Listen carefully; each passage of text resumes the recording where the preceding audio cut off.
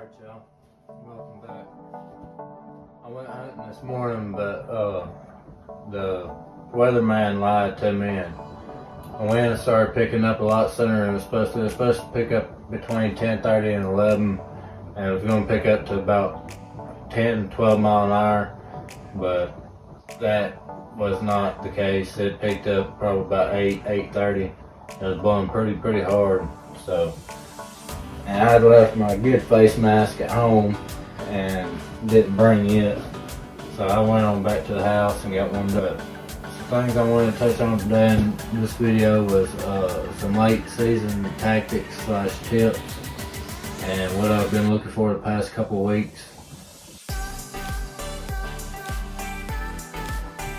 Just the main thing is stay persistent and stay out there. You can't bring home meat by sitting at home on the couch watching TV or playing video games or whatever it is. So just stay on the grind and stay out there. Don't start hunting stupid though, but pay attention to the wind, pay attention to the weather, and do what you got to get to your spot without busting deer out of there and things like that. Just find like main food sources or water sources. If the water source in your area is scarce, if there's only a couple ponds or a couple lakes or a couple main creeks, something like that, if you have access to those areas, check those areas, look for tracks, rubs, anything like that, bedding areas, and try to locate your main food and main water sources. You can walk those creeks, look for creek crossings, walk around those green fields, pasture lands, acre and like oak tree plots, hardwood plots. Find what they're eating, find whatever they're eating in your area and whatever they're drinking. And then tie that in with tip number 3, which is finding the main bedding areas, and look for big, or not necessarily big lots, but they can be small lots, just thick lots of wooded areas that, or possibly sage grass or a swamp marsh, something like that, somewhere where there's deer bedding at. It's holding deer in it and they're bedding in it. Find trails coming in and out of that, like a couple main trails, something like that, and note down what the wind is doing right then. Make sure you try to stay downwind of that bedding area. Do not let your wind blow into that bedding area. Try to stay downwind of it. And if you believe in using trail cameras, then you can set up a trail camera, maybe 1 or 2 on a couple of those main trails, and see what type of deer are coming in and out of there and at what times. Or you can just hang a set and sit out there and see what's coming through yourself. Go from there. But I've been mainly looking for good bedding habitat and good food source and water sources, and trying to tie them together in some type of way. Try and look for them in the same general area and look for the freshest sign possible, whether it's deer tracks in the snow, deer tracks in the mud, scrapes, rubs, feeding sign, whatever it is. Find that sign, find it where it's persistent, where it's constant at, and set up on it, and you will see deer eventually, as long as you stay downwind and you don't go in there being real loud and spook everything out, and eventually you'll see deer. And this area that I've been hunting at my mom's place, I think that the neighbors around this place have been pressuring it pretty bad, and all our trail camera pictures have mainly went to nighttime. We still got a couple of does that sneak in every now and then, but I'm gonna stay with it though, out here on the private and the public land. On the public land, I've been finding some good signs, I just haven't been able to make it happen. But stay persistent, like I talked about, and hopefully it'll pay off for all of us here before the season ends. I know there's some parts of the country that the season's already closed, but luckily here where I live, it's open until February 10th. So we still got a little while to make it happen. Not too long. It's coming to a close pretty quick. Another thing I wanted to touch on is my equipment that I've been using and what I've been recording with. This right here is my bear bow. I bought it. I'm pretty positive I bought it last season. It's a Bear Rant, and I think I paid somewhere in between $250 and $280 for it brand new at Dick's Sporting Goods, and it's been a good bow for me so far. The only complaint I have about it right now is that there's something on the cam down here that's rubbing my string, and it's causing the string to rub a bare spot pretty slowly. It ain't a drastic problem, but I've got to get that fixed, whether I gotta order another cam or whatever. But other than that, I've killed I think 2 or 3 deer with it already, and it's been a clean pass through on all of them. Haven't had no troubles trailing the deer or anything like that. As long as you make a good shot on the deer, you're more likely alright. But up here for recording, I've got a motorcycle phone mount. I'm putting my iPhone in and recording with, because my iPhone has the same quality as a pretty good GoPro, so just saving the money right now to do that. But it's working pretty good. I haven't had a chance to test it yet, but I've tested it on the targets, and it works pretty good on the targets, so hopefully I'll get a kill on camera with it here pretty soon.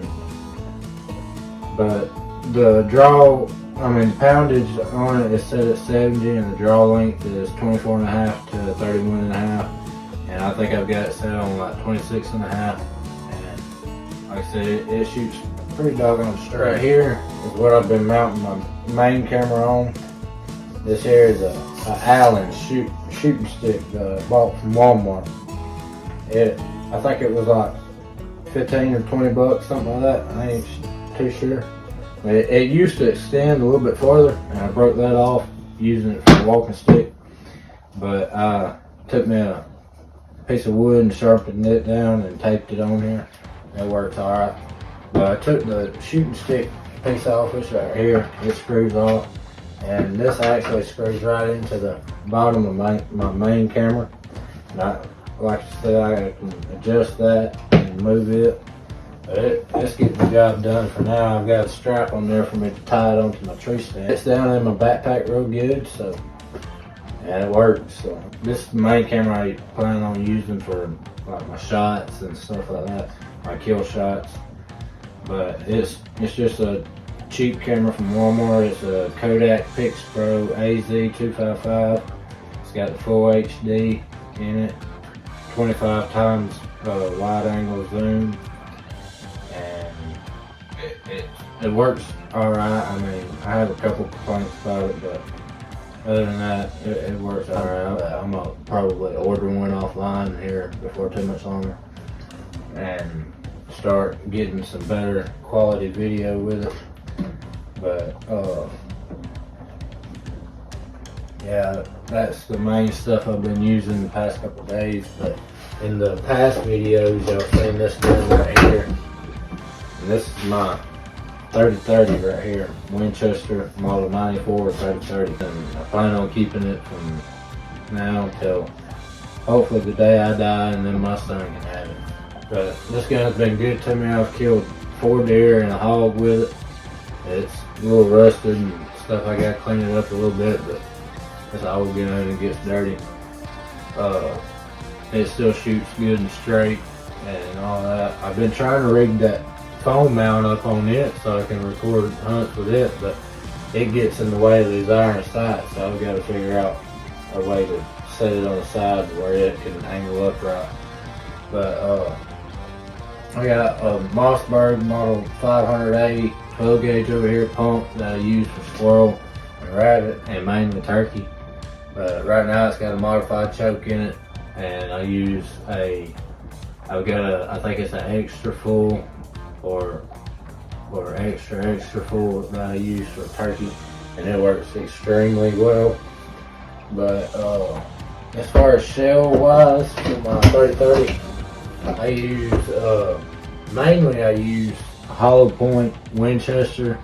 I think it's 150 grain, and every animal that I've shot with it have been within say 50 to 100 yards, and every one of them have not went more than 5 steps. They've all hit the ground basically where they're standing. So for thick brush hunting or close shots, this is the perfect gun. Like, I mean, and people underestimate it. If you get out on the range and shoot it and you're accurate and you trust it, then it's deadly up to at least 250, 350, possibly even 400 yards if you're good and confident with it. But I'm real good and confident with it up to 150, 200 yards probably. And like I said, everything I've shot with it has dropped basically in its tracks. So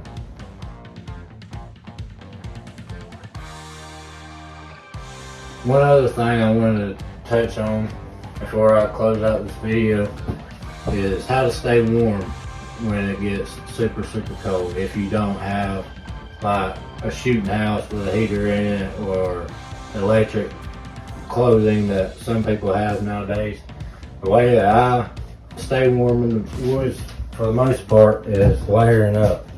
And I've got 1, 2, I got another jacket in there. I've got 3 main jackets that I wear. I've got this pair of pants here I've got on, and this pair of pants, and this pair of pants that I mainly wear.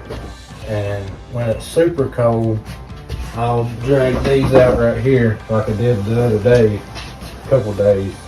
And these is my coveralls, and they're really thick. They're made by Bernie, I think. They're old, real old. They're probably as old as me, but they're still holding up decently. This is my safety harness that I use in the tree stand. It's a muddy safety harness that I bought from Walmart. It works extremely good. It's got, I think, 5-year warranty on it. I've had it for, I think, 2 seasons. I've got a decent pair of binoculars from Walmart. I think they're Simmons. Most of my hunting gear comes from Walmart. You don't have to have the most expensive stuff to go out there and kill deer. Yes, if you want your stuff to last and you don't have to go back and buy it over and over again, then make it worth your while and spend some money on it. But like my binoculars, I spend a little bit of money on them. But I've got a cheap orange vest from Walmart. My safety harness came from Walmart. All my camouflage clothing came from Walmart. My hunting backpack came from Walmart. I bought the most expensive hunting backpack that they had at the time, and it's a Fieldline Pro Series. It's got all the room that I need in it for right now. It fits a good bit of my clothing. If I needed to, I could pack those coveralls in there if I had a long walk to get to that I didn't want to start sweating getting there. But and I've got some Walmart gloves. They're mossy oak, heavyweight. They work pretty good. Most of the time my hands don't get cold. The only thing I have to worry about is my feet. I don't know exactly where my boots are, but my boots are also from Walmart. They was like a $50 or $60 pair of camouflage lace-up waterproof boots. But they usually work pretty good for around this weather in Alabama. But the past couple days it's been extremely cold, and I've had hot hands. As long as I've got hot hands in my socks and thermal socks on, I'm pretty good. But I ran out of hot hands the other day, and I got pretty cold without them. But luckily I was able to go get some more hot hands today, so maybe I'll be able to stay in the woods like that. I've got a release from Walmart. It's a True Fire. Actually, no, I think I bought this when I bought my bow at Field and Stream. And Dick's Sporting Goods. They got a store together in Florence, and that's where I bought this and my bow at. but it works extremely good. I've had no complaints out of it. Anyways, that's a basic rundown of what I use and what I've been doing the past couple of weeks. I hope that y'all found it interesting and was able to learn something from it. Maybe I'm gonna stay out there and keep getting y'all some content. Hopefully I'll be able to get a kill on camera here before too much longer and get to show you all that. But I got another video coming up here soon that I did. I wasn't able to get a kill in that video, but I did find a lot of good deer sign. I'm gonna try to put it together with a lot of good tips and informational stuff in it. So hopefully y'all like this video and like it and subscribe, please. Thank you.